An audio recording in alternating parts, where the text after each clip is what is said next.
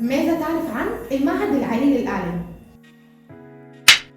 المعهد العالي للإعلام تم افتتاحه سنة 2012. شعار المعهد التميز والتطوير المستمر، وده مش مجرد كلام، لأن فعلا كل سنة في مميزات بتبهرك عن السنة اللي قبليها.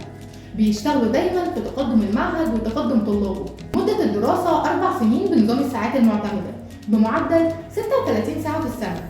أما بقى بالنسبة للتخصص ففي 3 أقسام: إذاعة وتلفزيون، علاقات عامة وإعلان، وصحافة.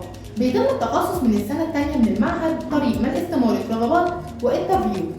طيب إيه الشهادة اللي بيقدمها لك المعهد؟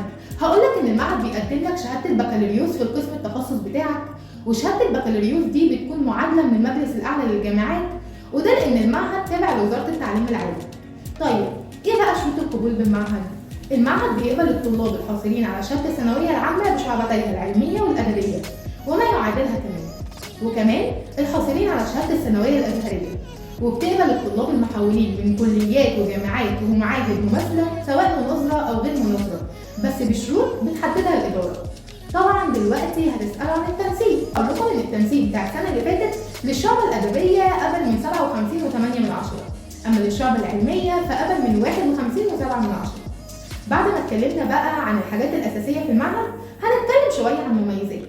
من المميزات اللي موجودة في المعهد استوديو الإذاعة واستوديو التلفزيون المجهزين بالكامل عشان لو حبيت تتدرب قدام الكاميرا أو تمرن صوتك وكل ده. غير كمان الجريدة الإلكترونية والجريدة الورقية اللي تحت عنوان اسكندرية جوه. عنوان المعهد في سموحة عزبة سعد عند المدينة الجامعية آخر ترام النزهة اسكندرية، والموقع الرسمي هتلاقوه في الكود هنا، وهتلاقوه كمان في أول تعليم مسمى. بس كده، وده كان كل ما يخص المعهد العالي للإعلام.